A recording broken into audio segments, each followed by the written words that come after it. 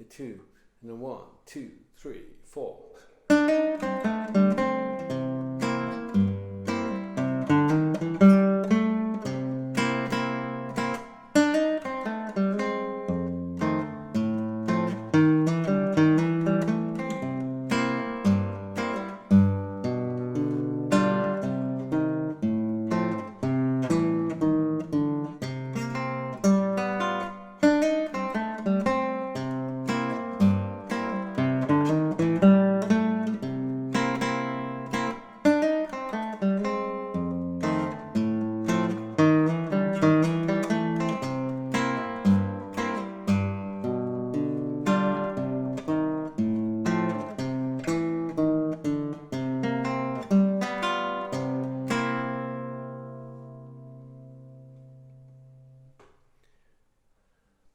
My blues in C27, see written here.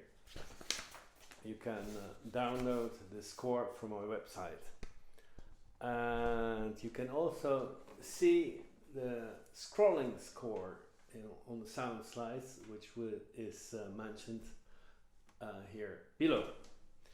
Okay, so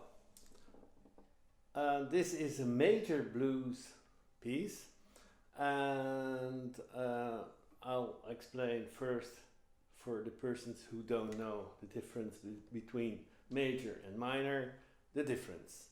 So the most popular is the minor blues scale, which goes like tonic, then minor third, third, fourth, augmented fourth, fifth, minor seven, and tonic. Yeah. Then the major is very different. Then we have the tonic, major second, minor third, major third, fifth, major sixth, and tonic. Okay. That said, I'll explain a little what this piece is about. So, a 12 measure blues, 6 phrases, and most of the phrases have a little lick and then a rhythmic part with a chord. So, for example, first lick is I start on the second, then with a hammer I go to the minor third, then to tonic, major sixth,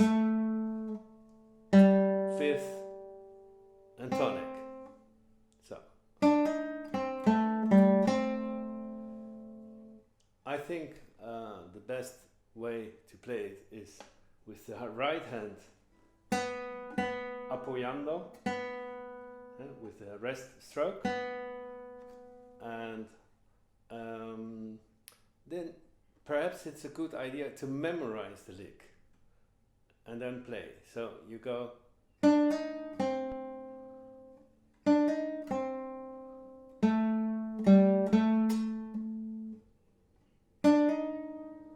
first, try a little fifth, so fifth, tonic. I memorized it now. Okay, tomorrow I might have forgotten, so I need a couple of days to really memorize it. And then the second measure I play bass, part of the whole chord, the C dominant 7th chord would be like this with the, but I play just here. So I have a full chord. This is the tonic of the chord. Then I have the minor seventh in the chord, I have the tonic again, and the third, which is the E. I miss one note, and that's the G, and that I play the bass. The next bass note is the G, so then I have the full chord. And then what I do with the plucking, I pluck those three notes together, the G, D and E string, with my I finger, M finger, A finger, and just do this. So many people do this, like just lifting like this, but no, you should play just a little movement of the fingers and not the hand. And then, since I want a staccato on the plucked strings, I come back immediately. Yeah, so I do bass. The bass is a half note, so it will for 2 counts. Okay, then we have the second lick. The second lick is more a bass lick.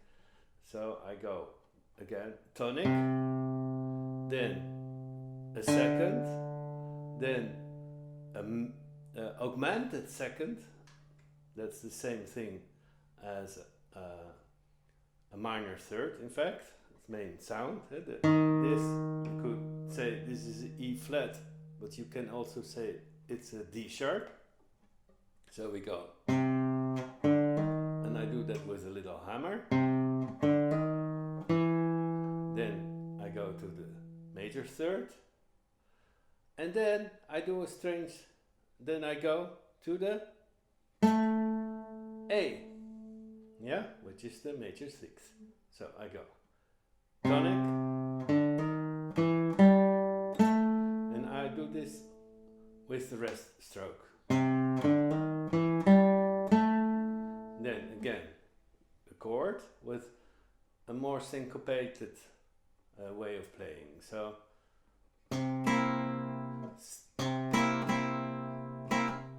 the third count, I do nothing. So I go 1, 2, and 3, 4, and the fourth is again staccato. There, so yeah. Then, in fact, I repeat in the fifth measure the lick from the beginning, but since I go to the F chord in the sixth measure, I prepare on the fourth beat with a bar. So I go again, hammer, and now I play this C already with the bar, and then I go to the F7th chord, and then I want to have this A, so I have to lift my finger, and then I keep my second finger here, and then I make the F chord here. So I go, so the two measures together go slow,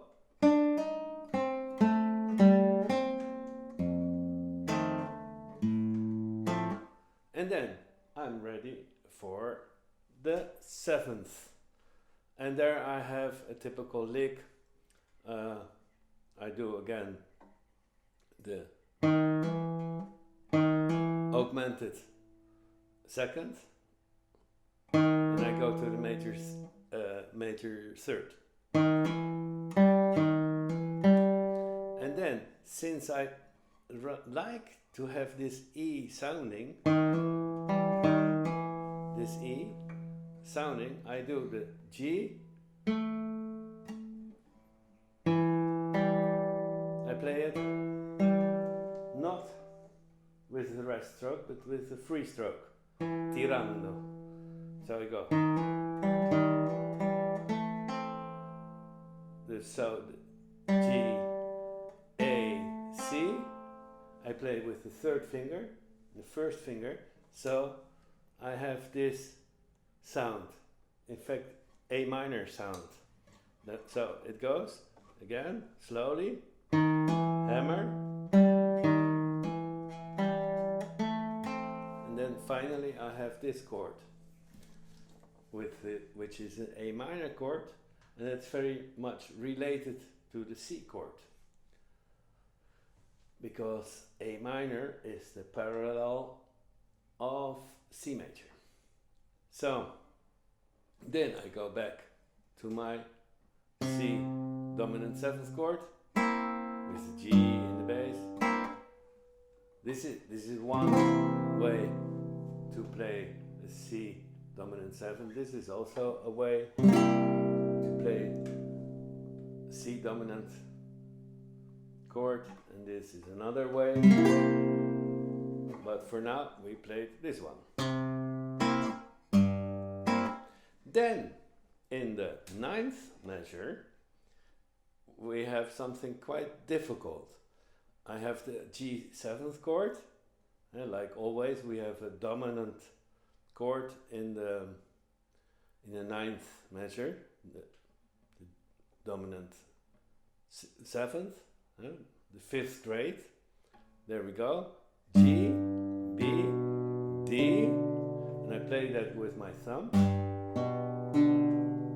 Just rest stroke.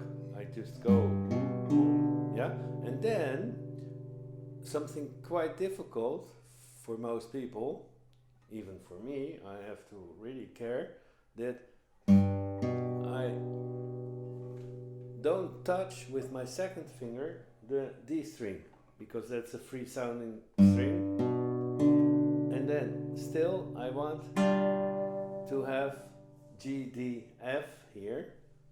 So it's not so easy. You have to put your elbow a little inside so you have more space here. Yeah? Okay, now F 7th, the 4th grade, always like always in the 10th measure, I go.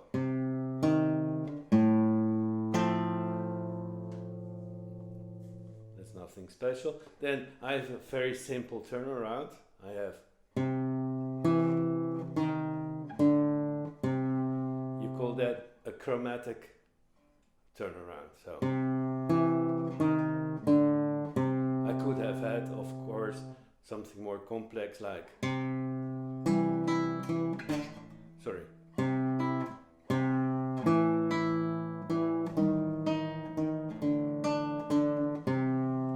That's nice with octaves. That's another possibility. Then I wanted to have a little arpeggio, so I play P-I-M with 3 fingers to go back to the beginning.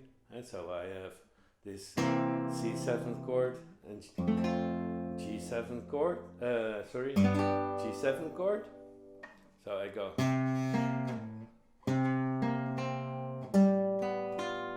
And this 5th grade, the dominant chord, will lead again to the 1st grade, the C7th. So 5th grade, and then tonic. And then when I have played the whole piece, then I finish with the 1st grade C. Okay, well, I hope that was a clear explanation of the little exercise. Of course, I have plenty of those exercises in my YouTube channel, and well, you can just scroll a little and listen. This is the first time that I recorded a lesson about it. So, well, I hope you liked it, and you can subscribe, and all comments are welcome. Huh? Even if you didn't like it all, or if you liked some aspects, or if you have some wishes about some other aspect. Yeah, I'm not a typical blues guitarist. This is not the typical blues guitar neither. This is classical guitar. So I will treat blues always in a slightly different way than blues guitarists. My background is more classical music and flamenco. So, okay. See you again.